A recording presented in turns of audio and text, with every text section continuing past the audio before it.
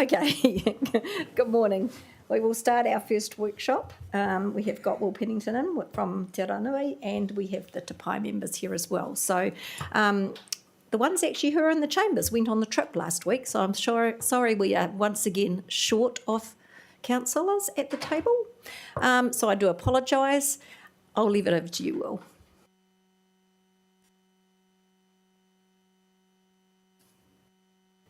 Thank you for having me, and also thank you for taking the time last week to have a look around and see the progress. And I felt it was a really good opportunity to share, a lot of the progress and issues that we're dealing with as a project team.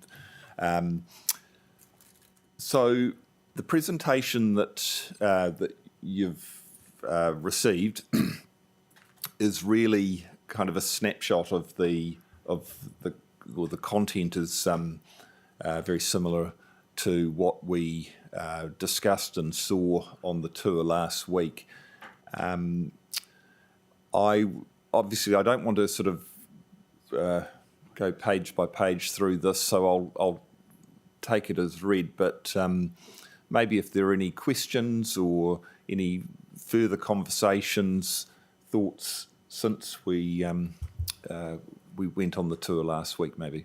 Yep, I've got a couple before I open it up to everyone. The office that is closed in the east, is that actually now going to shut? You're going to completely close it?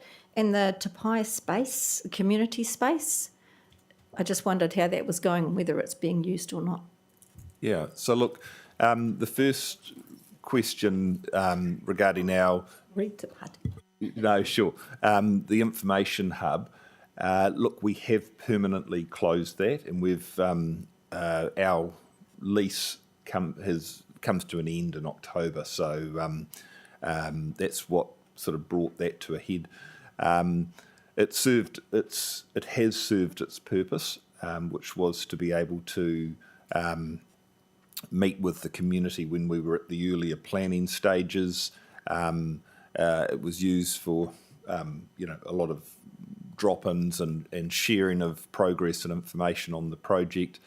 We've now got other channels that we're doing that through, and it simply, it wasn't planned or justified that it would carry on.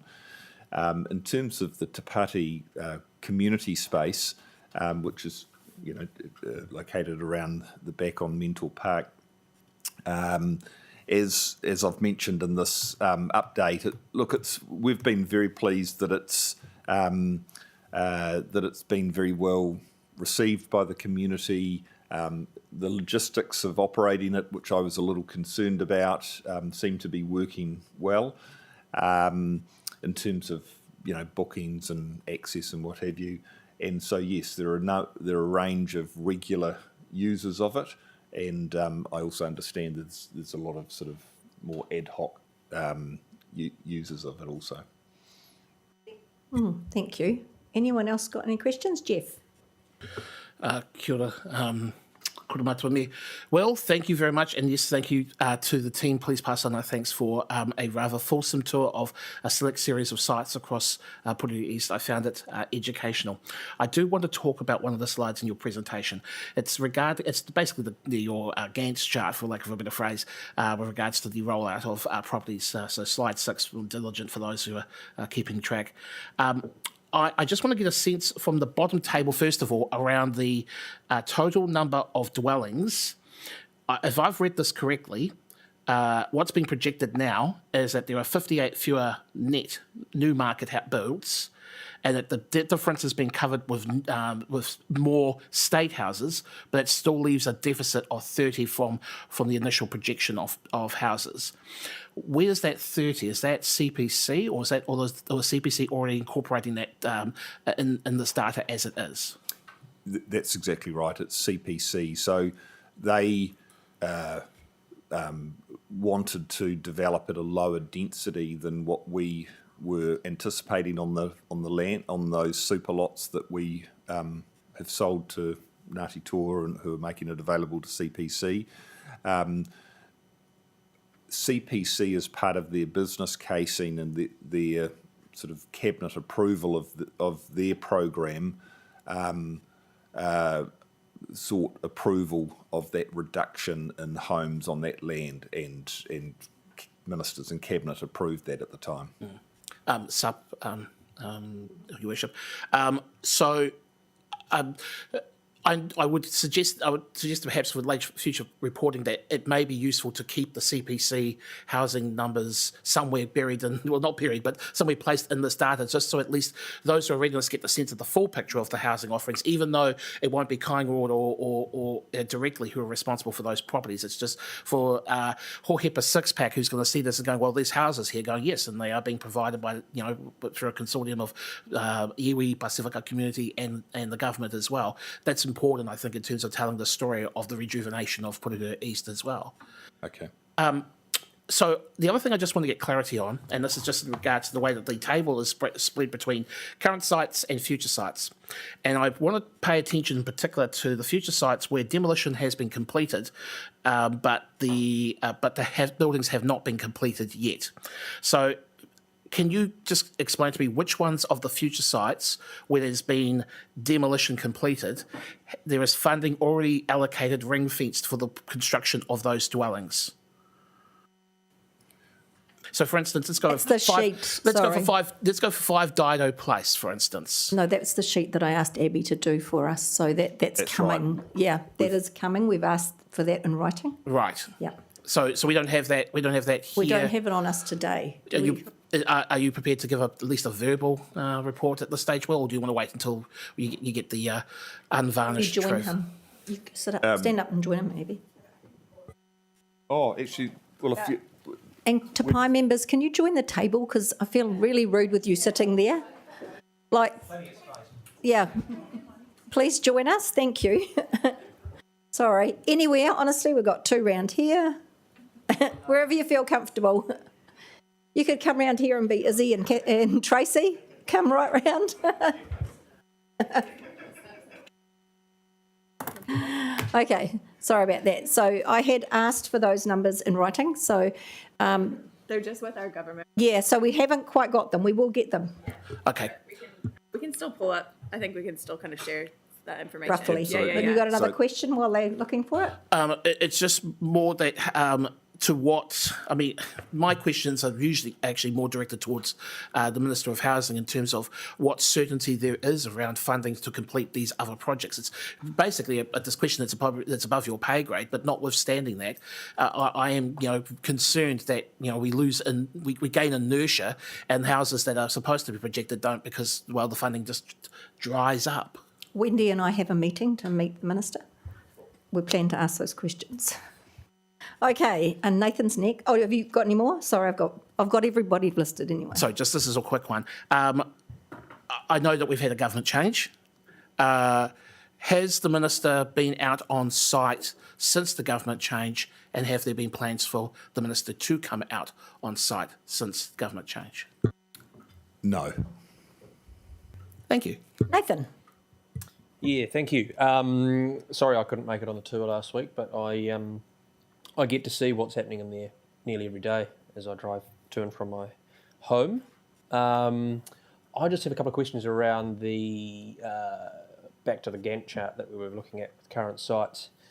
You've got a lot projected for June 25 occupation date, which are currently sitting empty vacant pieces of land. Are those guaranteed to be completed and constructed? No, they're not guaranteed. I think as I've sort of indicated on the last slide, Kaingoora more widely, and I say more widely than our project team here in Porirua, is going through a process of prioritisation as a consequence of the Budget 24 funding decisions. So it's, that's, there is a process that I think a more limited budget is being considered for the, for the new housing that is, that was planned. No, that's cool. Thank you. Mike? Thanks. My question's been answered. I was curious about the budget, but I look forward to hearing from you. Kathleen?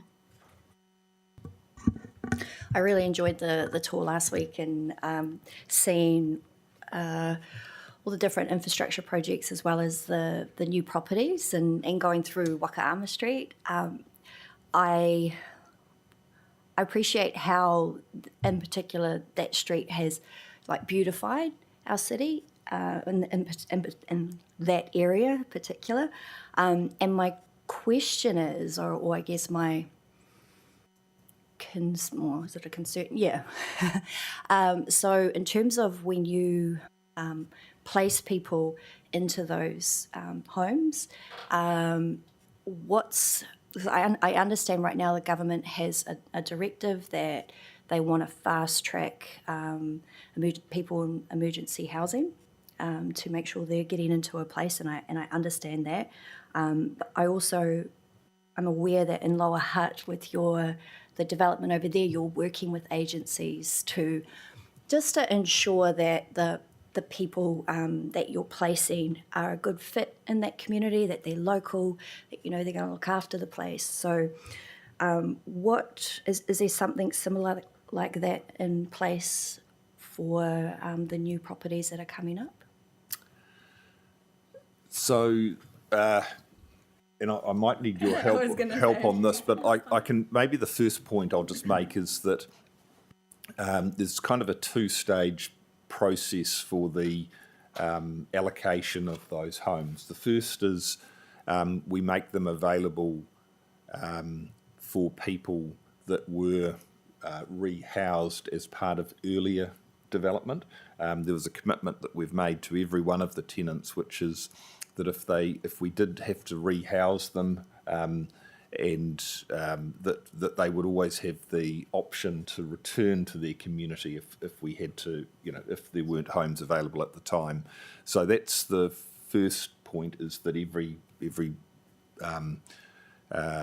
person that was rehoused is given the opportunity there. The second is that it goes into our more general tenancy prioritisation process, and that's what I'm not sort of expert on, and maybe Abby, you know a little more about that.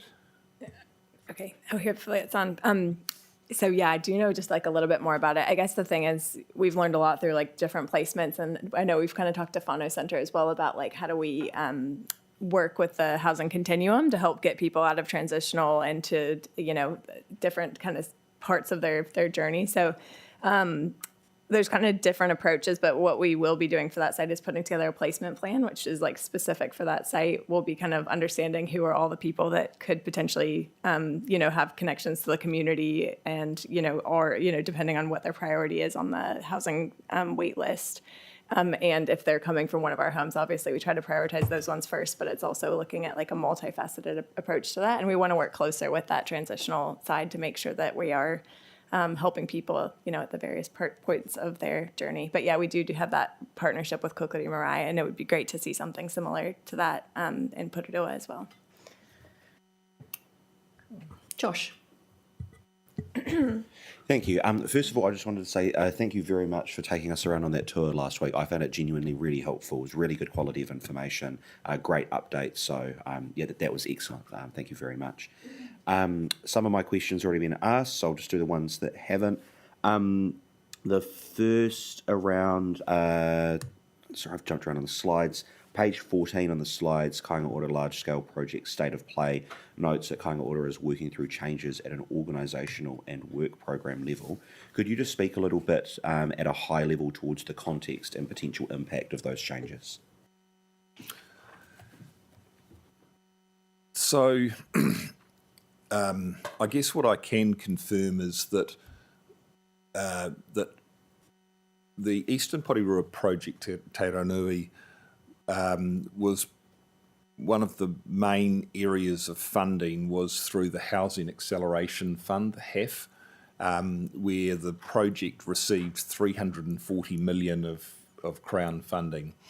And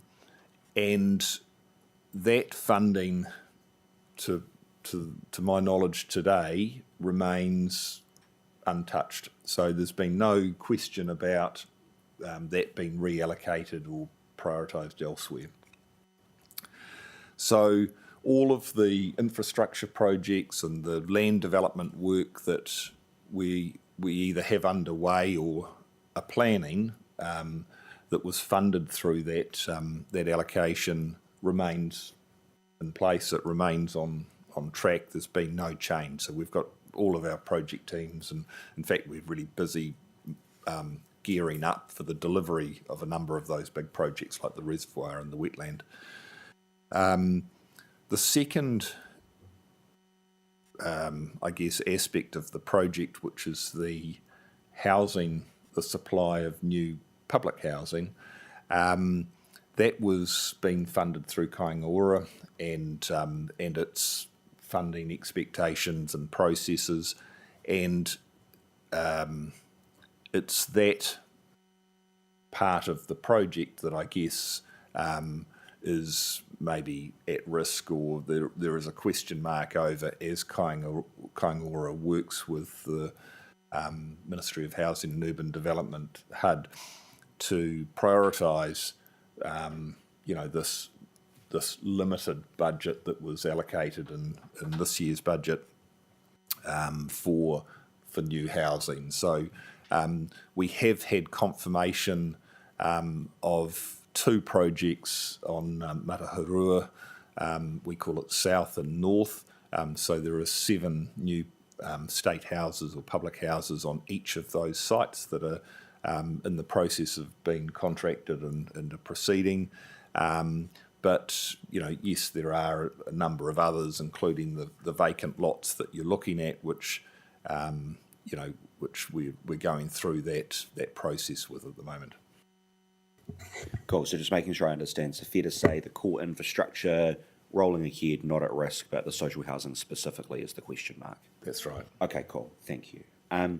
With that limited budget that you have in relation to developing social housing, is that likely to impact on the quality, the quantity, or both of the social housing that's being delivered? Look, I'm not certain on that. I'd be surprised if it impacted on the quality of the housing. I'm familiar with the processes that Kaingaora has gone through at a sort of a strategic and tactical kind of level to arrive at the quality of specification and construction of the houses, and it's very, very deliberate and intentional. I'd be surprised if people were prepared to make a decision to compromise on that, because it impacts on durability, or the homes being fit for purpose, or what have you. But I would expect it would be simply a reduction in quantity. Probably not a fair question, because it's a political question you're asking, so you can't ask Will political questions. No, to clarify, that's not a political question. I'm thinking about in terms of the quality level, which actually gets through to my next question, which is that there have been statements we've seen in the media recently around potentially rolling back standards of insulation, specifically for the purpose of lowering the cost of developing housing. And so I'm wondering if you have received any instruction or statement of expectation in relation to that at this stage. No, we certainly haven't. So Kaingaora obviously works to all of the legislated codes and standards. It then makes strategic sort of long-term portfolio decisions about certain specifications, including thermal, as to what level it wants to build the homes to, recognising that they own and operate the homes for, maybe 70 years. Okay, cool. So that's really helpful, actually. So I understand for there to be any potential impact on the quality of housing that's been developed would require a legislative change of some sort, not just a ministerial direction? No. I guess what I'm saying is that there are standards. The Building Act, for example, sets minimum standards that everyone has to build to. So there's no opportunity for us to build at a lower standard than that. What I'm saying is that Kāinga Ora has and does make decisions about specifying to higher levels in certain aspects of the homes to ensure that they best serve Kāinga Ora in the long term, and obviously the tenants and people that occupy them. So all I'm saying is that we would never, or I'm not aware that we would ever go below those standards. Cool. Thank you very much. Kylie? Thank you. I've got a couple of questions and a couple of comments. I guess in regards to what Councillor Whilo was talking about before, with given the option of people that have been displaced to come back into that, does that include those who have been in the transitional housing for quite some time in the area, in the Porirua area? Or is that different? That's different. So they weren't. That option to return was provided to tenants that were rehoused as a result of our land redevelopment. Those people went to transitional housing, they were put in other areas of... I'm not sure. Okay, that's okay.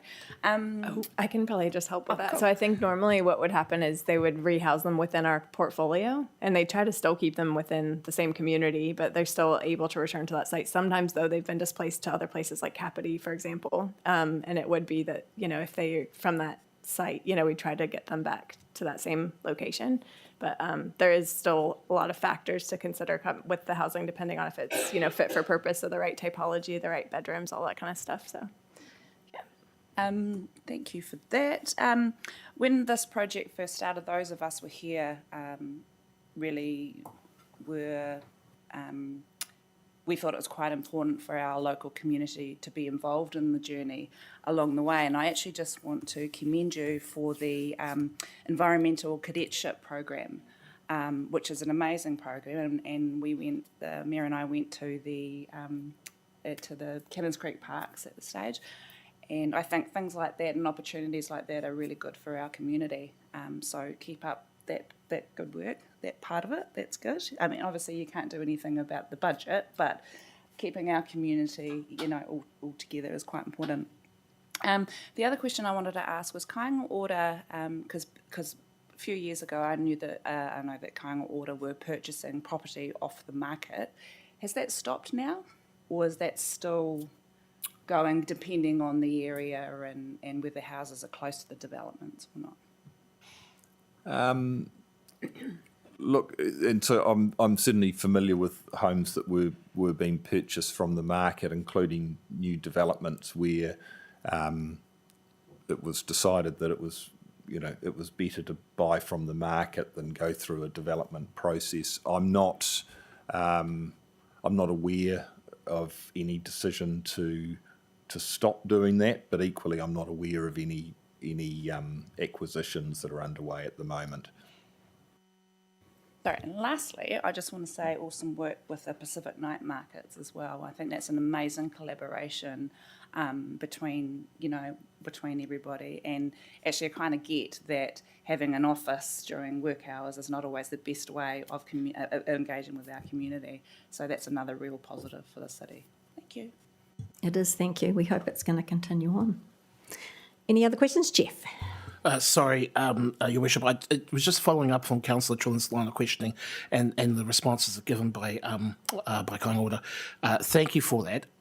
I'm assuming that in a similar vein, and again, these are questions for the board of Kāinga Ora and the portfolio of work that they have to do in terms of long-term planning, that will also in that mix of debate will also be around the provision for those who have accessibility challenges, whether that's an ageing population or not, in the context of Porirua, and obviously an issue that the community will have a particular say about making sure that the needs are met on that. How does Kāinga intend to make sure that those views are the reflection of those views are maintained as part of that conversation, which is quite high level across the entire motu by the board?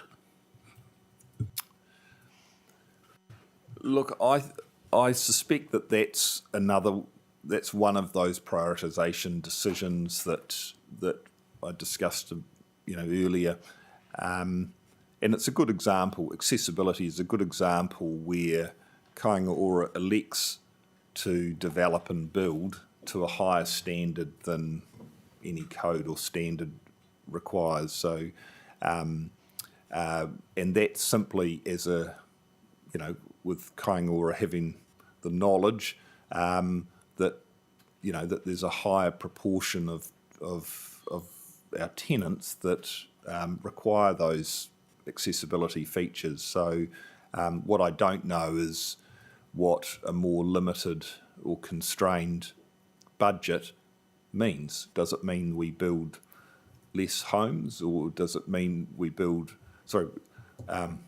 less homes but with accessibility features, or do we build more homes but without accessibility features? I don't know that. This is a comment which I think is actually kind of a nice way of providing a bouquet to the end of this thing. You've heard from many other councillors of the positive things that have had an impact, and I resonate with that whakaaro. Part of the tour last week incorporated a visit to Bothamley Park for the work that's been done on the wetlands and the associated pathways around there. I want to take a moment to thank you properly in terms of, again, listening to the views of the community around the safety of pathways that have been upgraded or introduced in that area. And in the Cannons Creek Park area, but also Bothamley Park will be of a similar vein. It is important, I think, for the community to know that the spaces that we create are safe in all conditions where possible. And that, yes, it does. I know that there will be people going, why is it going to cost more for some lights in certain locations? But it is the sense of safety for people walking through those spaces that's so vital in terms of building communities that are robust and make people feel like they are connected to this community at all times, not just when they can go out during the daytime. So thank you for the commentary that you gave at the time around making sure that there was enough funding for those lights. Seems like a small deal, but it makes a big impact. Kia ora. Thank you. Thank you, Abby and Will. There doesn't seem to be any more questions. We appreciated the bus tour last week. Just a shame our Tapai members didn't come with us. Maybe next time. It would have been great to have you on board, guys. So thank you so much for coming in, Simon, Shane and Margella. So we're going to hear from you guys next. Mālole soifua malelangi mama. Talofa lava everyone. I'm just assuming that your absent councillors are quite possibly Queenslander fans, so the reason why they're not here. So, first of all, I always would like to acknowledge tangata whenua, our representatives who are also around this table, who worship the Mayor Anita Baker, as well as fellow councillors, and also the officers of Porirua City Council. I just wanted to provide you today with a high-level summary of the work that we've been doing with Te Pai Whakahau Hapori. As representatives who sit on this particular group over the years, we decided to take more of a strategic approach and have supported and advised on some of the operational delivery with the partners, and also wanted to always ensure that there was a community voice at the various tables that represent us in these large-scale projects. We could move on to the next slide. So this is a summary of some of the high-level activities that we've planning for 24 to 25. We have pulled together a plan that will detail our activities and focus areas over this particular period. From the beginning, we've taken quite a holistic approach.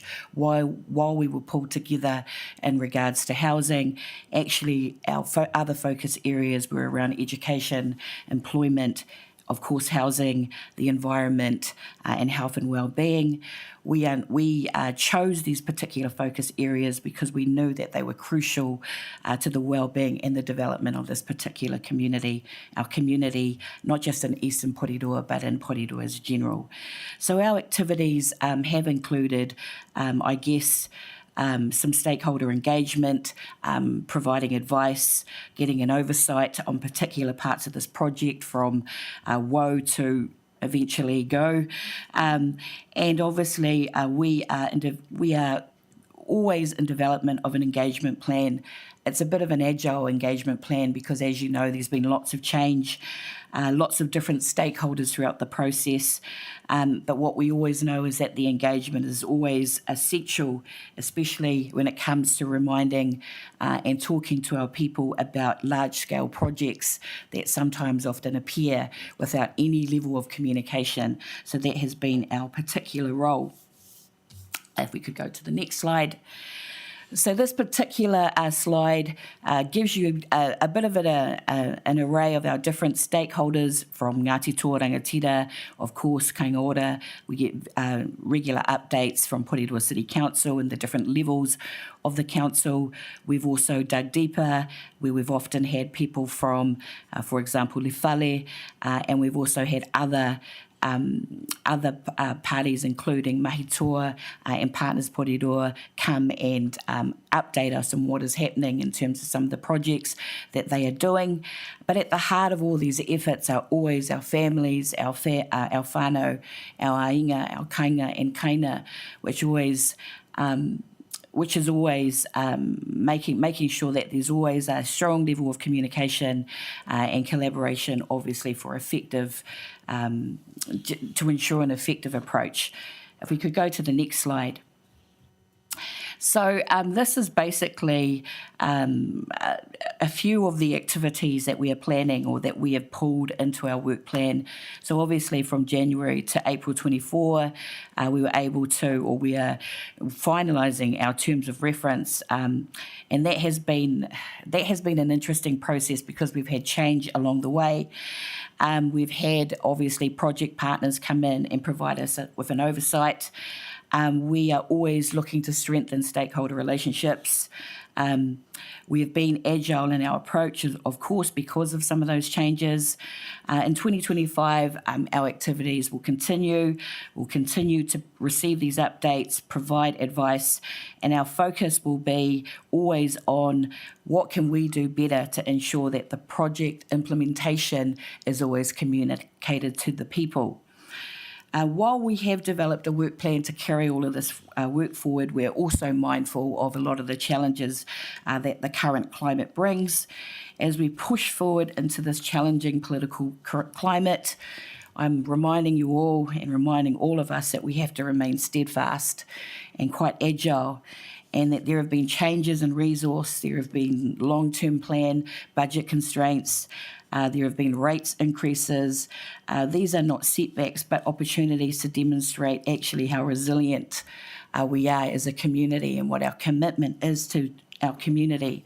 But we always need to make sure that we get ahead of that game by communicating that. Our dedication to providing evidence-based solutions that meet the needs of our Porirua community, they need to remain unwavering. And so as Te Pai, we are always anchored by our iwi Ngāti Toa Rangatira. We are anchored by our community. We are grateful for the collaboration that has happened with our community partners. And that wisdom and that guidance, and obviously some of those courageous conversations, has always been our foundation. What it has also required is for all of us to become quite courageous leaders, which meant that we often had to meet hugs with slaps and hugs, not literally, but you know what I mean, giving that kind of hardline reality to what actually is often a bullet point on a PowerPoint, but what actually then becomes a reality in a community. A reminder that our community has adapted to change for many years. Whilst there's been lots of different political change, the community remains. The community actually is very agile. And so for us, our focus on social investment will ensure that every effort translates into meaningful returns, not just in economic terms, but in the well-being and the prosperity of our people. This is another reminder to all of us that we need to stay as committed as we have always been to a future where we have an opportunity to thrive, and where we all have an opportunity to prosper. Whawhiti te lava. Thank you for the work you do, because the community voice is the most important, and I think with our Pacific and Māori strategies now, we're finally getting in there and hearing, and we did hear in the long-term plan, so awesome what you're doing on the ground. I'm going to open it for questions. Jeff. Kia ora no. Tuahine, me, Porirua. Thank you for coming in. Thank you for putting the challenge back to us and everybody, a collective challenge actually. It resonates with me strongly. I look at the action list and I note that there's a lot of mahi going on between now and September in particular. And I'm trying to hope that you'll be able to fill me in when you guys will be in a position to start reflecting back on behalf of the community how best to measure the progress that's been made, because as you alluded to, there can be points on the PowerPoint presentation, but how to articulate that in a way that's meaningful to the community. And I think you guys are best suited in that position. Do you have any say around how you think that's going to work out from a high level at this stage? Yeah, I think we've been in several conversations around how we will measure the success of this particular project, or actually this particular collaboration. Because we, as you all know, in the last presentation, we've talked about reset. And I think that because of the change, we possibly need to regroup.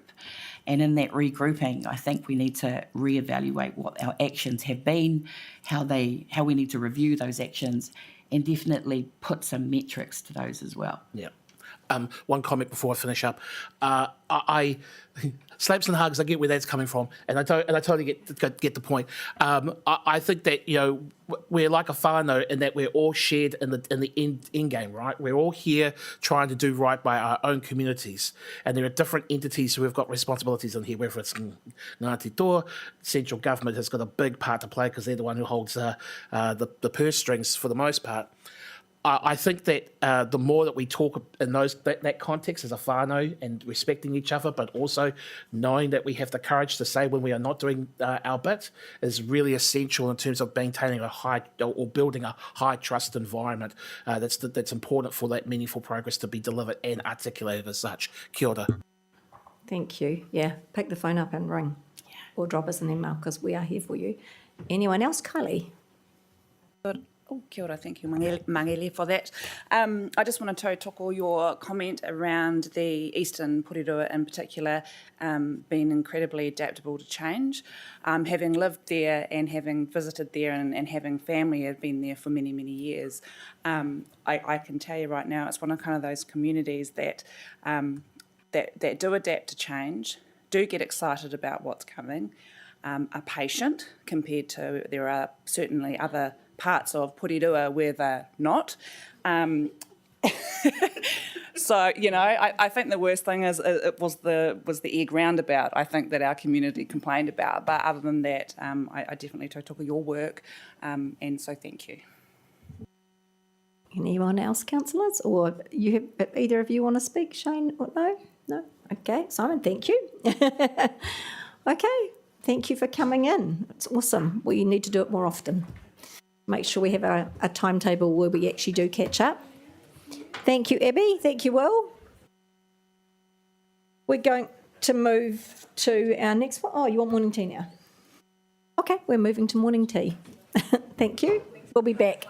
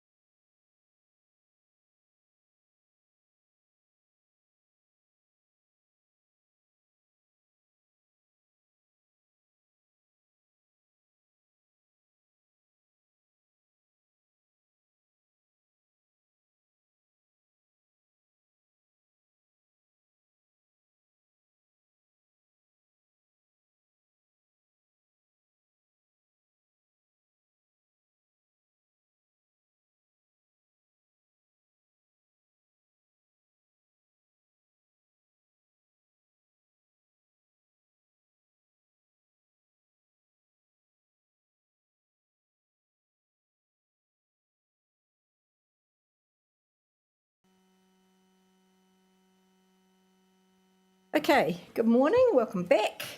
Our next workshop is Knowing Your Pipes. So I'm going to hand over to the Wellington, or I'll hand over to you and you can introduce the Wellington Water team. Yeah, Ata Maria, good morning, councillors. I have Wellington Water here to do an update on the work that's being done under the Knowing Your Pipes program. I'm going to hand over to Wei Jing, who's team leader over the top of the program, and run you through a presentation that's been put together, and Wei will be introducing the other members of the team to you. Would you like questions going through or at the end? Yes. Yeah, thank you. Yeah, the question at the end of the presentation. Okay. Yep, thank you. Okay, kia ora everyone, councillors and my colleagues and here. So I'm Wei from Drainage Investigation with Wellington Water. I'm here represent Porirua area to give an update on the Knowing Your Pipe project. So we have our manager, Sean's here, and the administrator, Estelle here. Morning. And the technical advisor, Noah, is here to support me for the presentation. So the presentation probably take about 20 minutes and followed by a Q&A, and feel free to ask a question at the end. Thank you. So let's just meet our team. So we have team leader Joe, and unfortunately he's on leave today, cannot make it today, but Sean's here to support us. And we have Estelle, and we have 5 technical advisor, which is Kurt. You might met him before. And Kurt and Niall covering Wellington City, and Noah covered the Hutt Valley, and myself, Glenn, covered the Porirua area.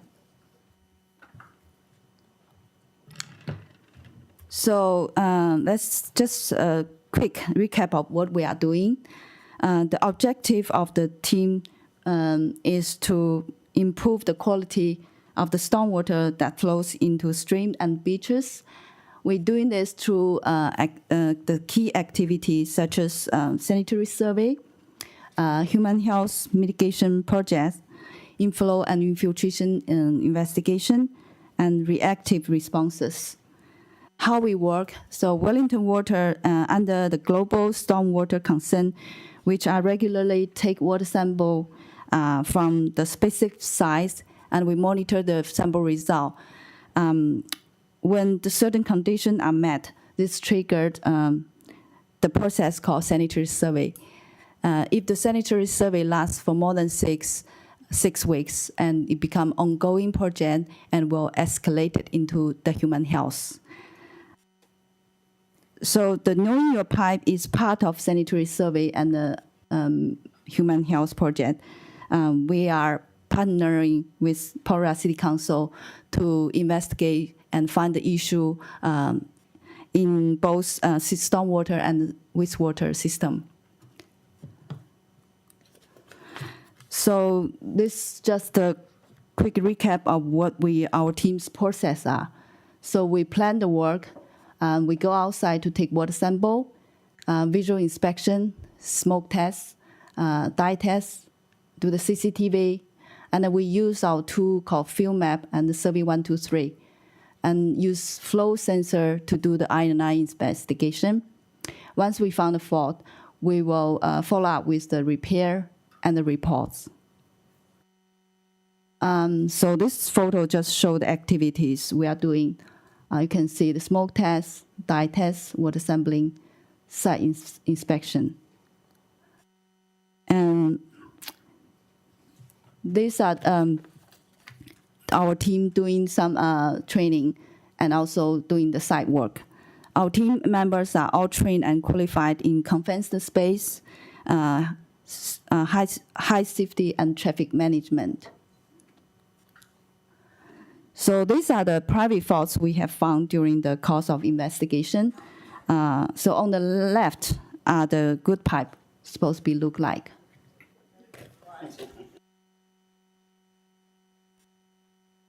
And those are the public faults, the common public faults we found.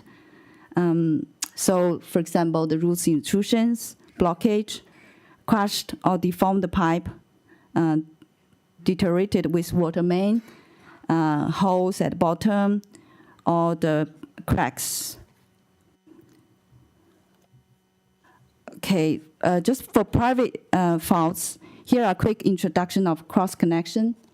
So I have 3 types. The type A is the wastewater, both wastewater and the stormwater laterals are cross-connected. Type B is the only wastewater is cross-connected to the stormwater. And the last one is the stormwater or downpipe connect to the wastewater. So far, at least 7 types of type A cross-connection found in Porirua, and it's all been fixed. Here are some examples of work being carried out on the private properties. So the Knowing Your Pipe project allows the property owner to have 90 days to respond to us. Then we escalated to council and for the further action. Then council will send a letter to them, including also the LIM report, record the faults, and enforce the repair program. So Porirua City Council also provide financial assistance to the eligible owner for the repair costs. This map shows the area we have been worked on. So we have so far three human health mitigation projects ongoing. They are South Beach Culvert, Symbol Street, and Kanipuru Stream. And the North Beach and Onipoto has been closed out. And for the reactive work, we are doing the Plimpton and the Whitby. So the different color represent the different type of inspection we've done. And you can see the letter C represent the location of the cross connection we found. That's all in Porirua. Okay. This table shows the time we spend in different catchment. You can see we spend more time in Titahi Bay, South Beach, and the Symbol Strait. Okay, this table is a summary of the investigation we have done so far in each area for both private and the public. So we have this year's figure highlighted in blue compared with the figures from previous years. This shows how many smoke tests, dye tests, and CCTV we have done, and how many letters we sent, how many repairs, how many faults we found and be fixed, and how many public repair we completed. This is a summary of private inspection we have done. So we have smoke tests and dye tests more than 500 properties, and CCTV more than, I think, around 14 kilometers long of wastewater laterals by the end of this year, June. As you can see from the pies, more than half of the wastewater laterals have some faults, and 20% of them are major faults. This indicates the overall wastewater lateral aged. This is another graph shows the private wastewater lateral. This is the overall quantity of the CCTV inspection we've done, compared with different catchments. And it also shows the portion of the faults for the wastewater lateral in each area. The blue is no fault, the orange is minor faults, and the gray is major fault. Here's a summary of public inspection we've done so far.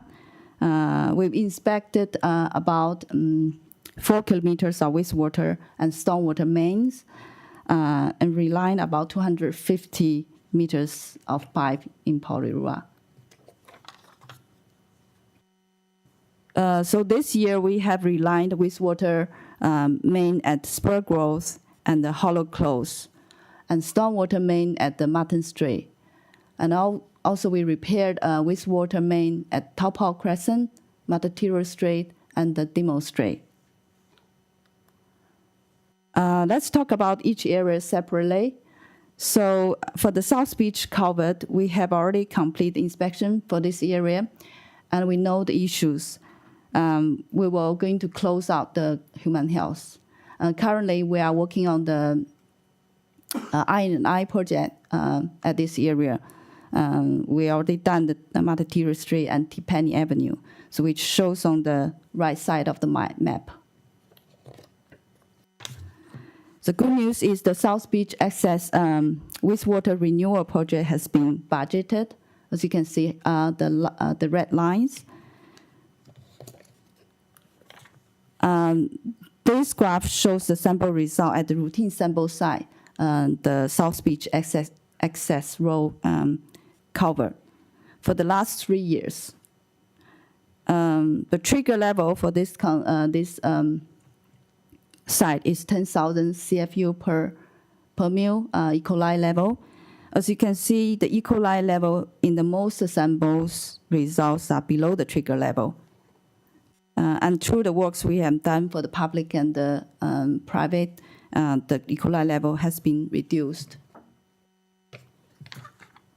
For the Onipoto area, we have closed out the human health, as mentioned before. This year we have 2 wastewater main has been relined. They are Spur Grove and Hollow Close. So this photo are the reline work we have done at the Spur Grove last year, December. Okay, those are the photos shows the pipe, the reline pipe before and after the relining work. So this graph shows the routine sample site at Onipoto Stream. You can see a big spike on the graph. That's because during the months of March to June 2020, our team found a public toilet that was discharging to the Onipoto Stream that caused the spike. So this was repaired. As you can see, the E. coli level has been dropped since. And the reline work at the Spur Grove and the Hollow Close has further reduced the E. coli level. That's Kanipuru Stream. This year, we've been focused on the catchment of the culvert at Muffin Place. That's because the human health mitigation project is triggered at the Kanipuru Stream after triggered a sanitary survey in June 2023, last year. And we traced the high E. coli from the stormwater outlet at Muffin Place all the way to one of the branches at Martin Street. Then we found the high E. coli level detected between the 2 manholes at the end of the Martin Street. As you can see the 2 circles. And also a loss of roots and joint faults in the stormwater line at Martin Street. And rusty sediments built up. And also lots of joint faults and holes in the wastewater lateral. Then we decide to engage contractor to reline the stormwater line between these 2 manholes. And at the same time, 3 wastewater lateral has been repaired. So this graph shows the sample result at the routine sample site, Kanipuru Stream, for the last 3 years. As a result of relining Martin Street, you can see the E. coli level has been dropped below the consent condition. Yeah, so for this side, the consent condition is 1,000 CFU per mil. But we will continue to monitor in this area because we are aware the major wastewater renewal project is happening. Okay, let's talk about reactive work this year. So reactive responses are the requests for service for members from members of public or other service team that require more in-depth investigation. Charthouse Lane at Whitby is one of the examples of the reactive responses. So a customer report that seeing human waste in the stream near the outlet of the Charthouse Lane. We carry out the investigation and found the sewer was discharging into the stormwater system through the broken joints for both wastewater and the stormwater laterals on one of the properties. So that has been fixed, and the E. coli level has been reduced. Another example in Wellington, so we were requested to water sample along the Topo stream the complaint of smell. The investigation led us to a broken sewer main was leaking to the footpaths and into the sump at bottom of the street. So this also been fixed, and result confirmed the result. Yeah. And another example at Carvo Lane Whitby. So we received information lodged by Porirua City Council that customers saw water was leaking along the walkway and discharged into the small stream nearby. And we found 2 files so far, a potential cross connection and the wastewater lateral leaking. So this case is still under investigating. So this picture shows how inflow and infiltration happens. So inflow is the storm water flow into sewer from incorrectly connected downpipe, low gully, storm drain, cross connection, or the holes in the manhole cover. And infiltration is the groundwater seeping into the sewer pipes through the holes, cracks, joint faults, and other fault connection. So I&I is a big deal because they reduce the wastewater treatment plant's efficiency and can potentially cause the sewer volume to exceed the designed capacity, resulting in the discharging of untreated wastewater into the open water. So these are the areas we were conducting the I&I inspection at Porirua.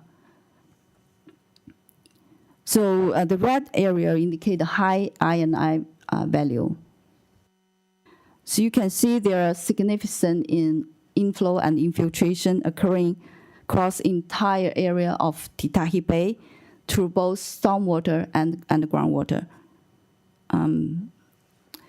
So based on the funding, we can prioritize the further our future investigation and also plan for the repair and the renewal. Okay, this is the last slide to show how we spent the operation budget in Porirua last year. And you can see most portion of the budget spent on our labor and CCTV works, which is in green and blue colors. So we believe we can achieve much more. However, financial and the resource constraint limited our productivity. The current budget only allowed us to react the global storm water responses. So this limited our ability to proactive investigate this area to reduce the contamination to the harbors and beaches. Yeah, that's all for my presentation. Thank you so much. Thank you very much. And I have got a list of names. Jeff. Thank you, Your Worship. Wei Zhan, thank you for your presentation, and thank you for the whole team. I'm actually chuffed that you're all here. Thank you for Estelle, inviting us. So there's a lot of credit that gets given to the people on the shovel, but you're just as much as important immediately behind the scenes as well. So ngā mihi kia koe. I have lots of questions, but some of these are probably not going to be able to be answered today, and we may have to have follow-up emails about it.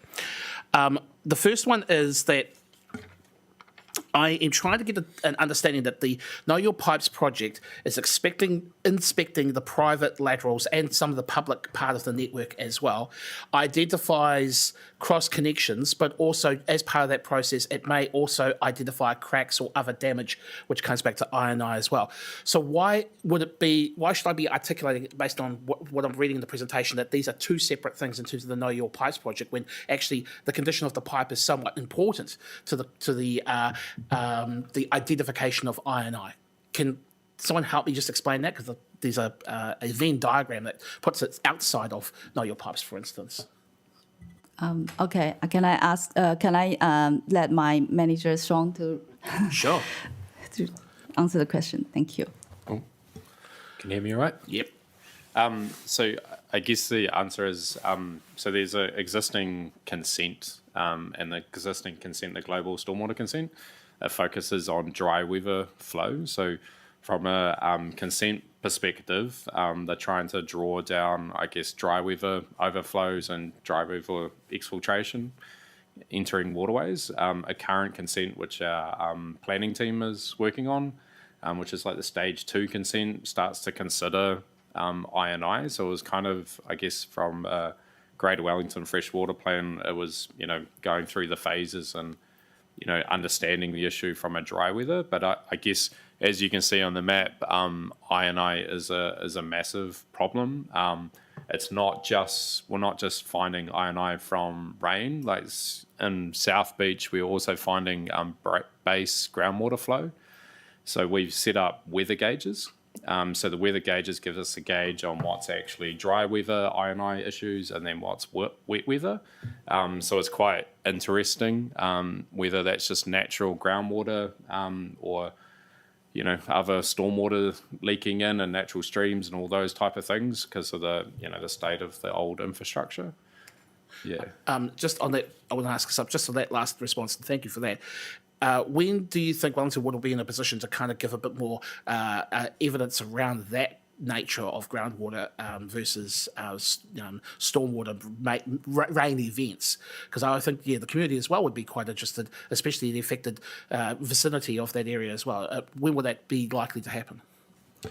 So from in regards to our program, I guess as you can see on that last slide, we're trying to get the most we can out of the budget we have, and I think as part of that, we're trying to show all the problems out there and all and make sure that things like pushing into renewals, trying to get it as evidence based and try and make sure that we are cleaning up the harbour. But I guess it's all part of the work. I don't know if you've had Angela have come and provided a presentation around the stage 2 consent and and the potential funding and work streams around increasing the I&I, because there is, as you can see, we're currently doing about 5% to get an idea, but it's a bit more involved to do those investigations. So you're talking about, not to get into the detail, but actually properly pressure testing pipes to understand how much of that inflow and infiltration is getting in. So at a high level, we can map out where the high volume areas are, but breaking it down into a pipe level to prioritise to actually properly tackle this problem is a bit more detail and a bit more labour and resource to do that. But I guess from our perspective and what we're trying to achieve with tidying up the environment, I mean the best thing we could do is get as much outcomes as we possibly can and kind of raise what's actually happening out there the best we can too. Thanks, Sean. My next question is around there's a slide around the planned South Beach Access Wastewater Renewals projects, a series of highlighted lines on certain streets around Te Tahi Bay. I guess what I'm trying to understand is does that graphic pertain to the upcoming financial year, or is it a longer time frame in terms of those specific renewals that are being planned? I believe it's a longer time frame. I think initial briefing and investigation's been done, I believe, and don't quote me on this because I might not get it right, but through the LTP process, I think it's going into design and year 3, and then I'm unsure where the construction part is, but it's all been part of, through the LTP prioritisation. But I guess those renewals will improve the dry weather and part of the wet weather. But as you can see, with a lot of those kind of red zones, there's still a large I&I problem in Tahi Bay, which is probably contributing to other, issues in Tahi Bay. Yeah. I want to just dial down now into the table with regards to the reporting and letters and action from households as a consequence of the good work you guys are doing. And I got a little bit confused when I was reading the table for the first time, because I can't necessarily get a correlation between someone receiving a letter and the repairs being done, and whether or not that was the repairs were being done were of a minor nature or a major nature. So it may be that we need to have a subsequent email just to kind of tidy the data on that. But can I get a sense of what happens when we've got a major issue letter sent to a householder, and what the tidy up rate has been on that? How many people have taken action in regards to those letters in the project so far?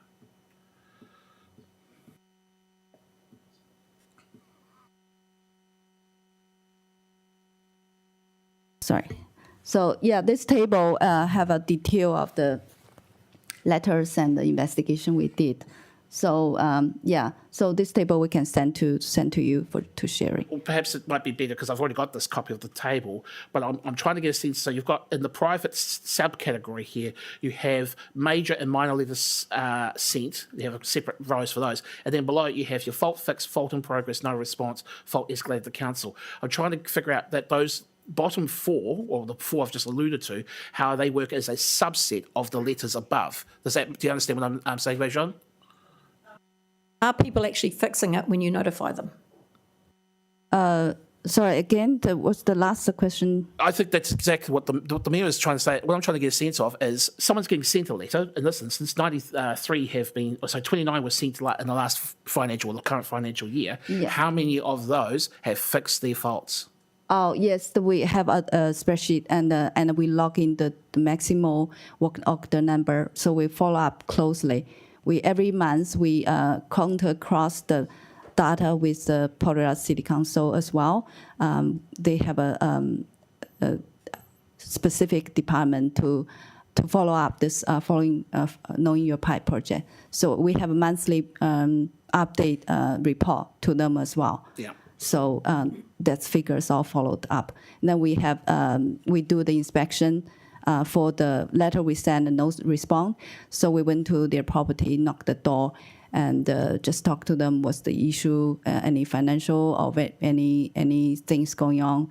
So yeah, keep doing that. Okay. But what's the time frame on that is what he's asking. So from when you deliver the letter to when it gets fixed, is that taking 6 months, 9 months, 2 weeks? Done at all? That's what you were trying to ask. Yeah. Oh yeah. So we give them 90 days to respond to us.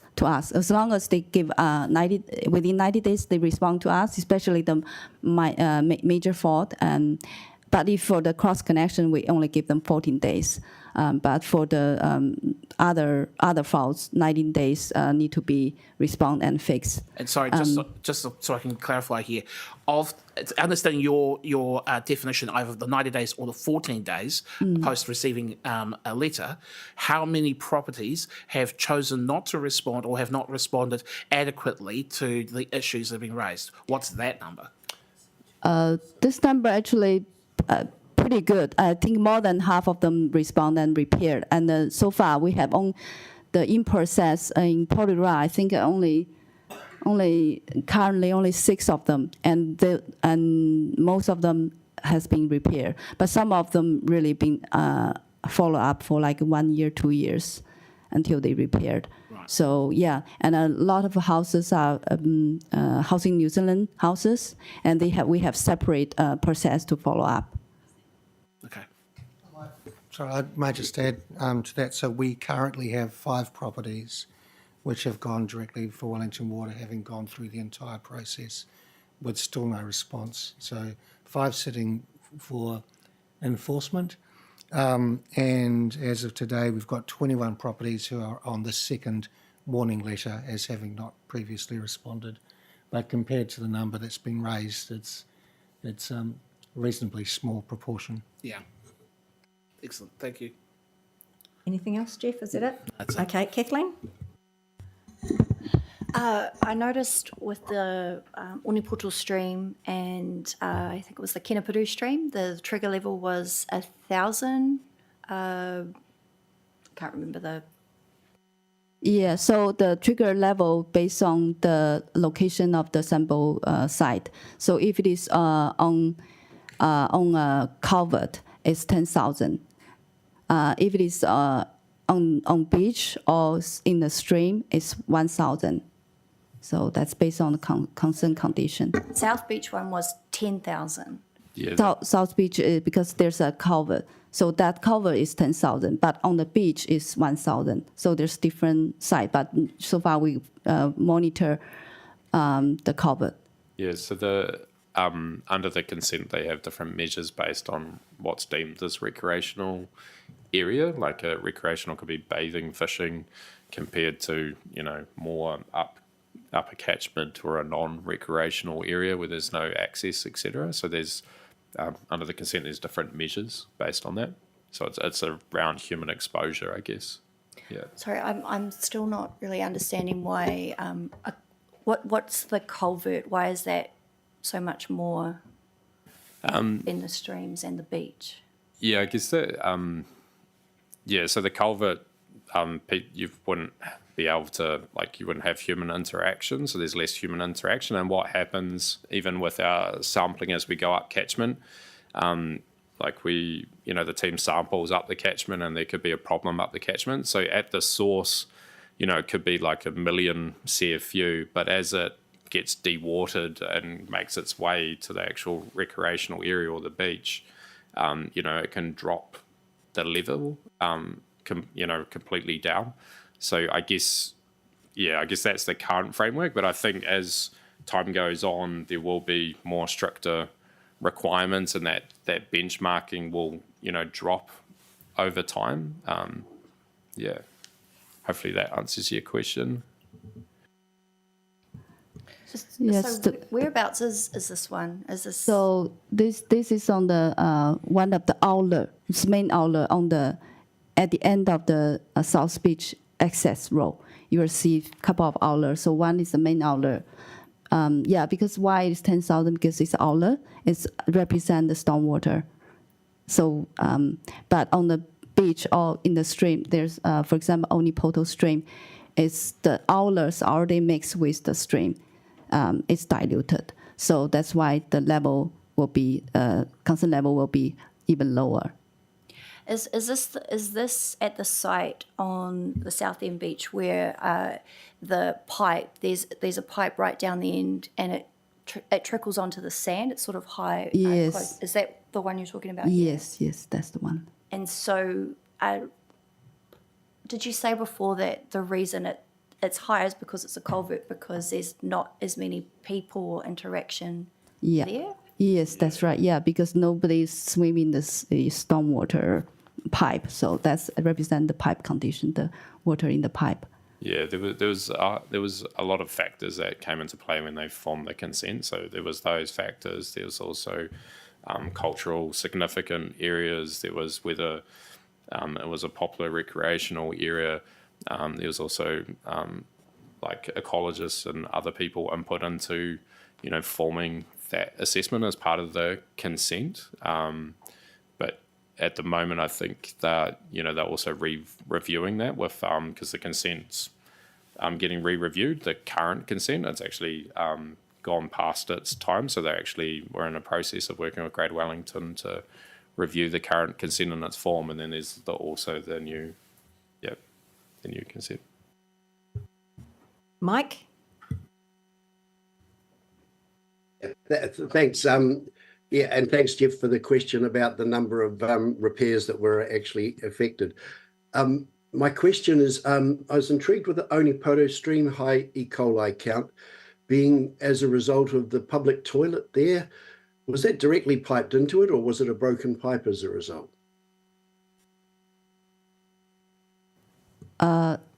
It's a broken pipe. It's a broken pipe.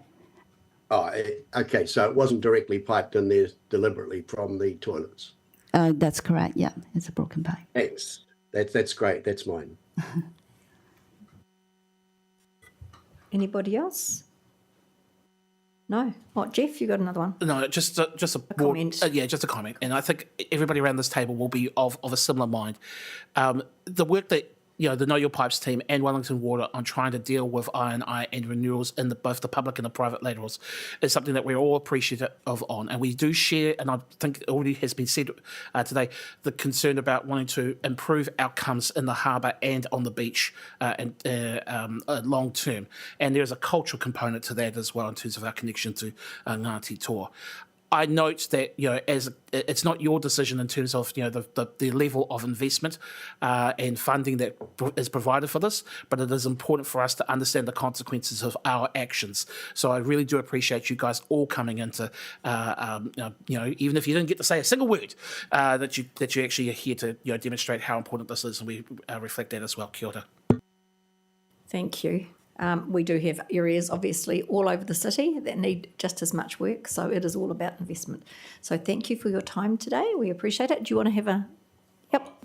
I was going to say, we also appreciate the funding and allowing us to do this, and like to also say we tried to get the best as much as we possibly can with what we're given, so we're also grateful to achieve these outcomes. Thank you very much. We appreciate it. Thank you. Okay, so that brings us to the end of our workshop, so we will all join in the karakia.